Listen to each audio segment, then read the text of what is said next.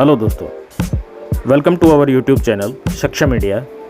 आज हम एक LM386 एम्पलीफायर मॉड्यूल से एक कंडेंसर माइक का एक सर्किट बनाएंगे, जिसको यूज़ करके आप अलग अलग तरह के प्रोजेक्ट माइक के साथ बना सकते हैं। तो चलिए वीडियो को शुरू करते हैं। वीडियो में दिखाया गया है एक LM386 मॉड्यूल, उसके साथ एक 0.1 UF का कैपेसिटर, 6.8K का एक रजिस्टर और एक कंडेंसर माइक।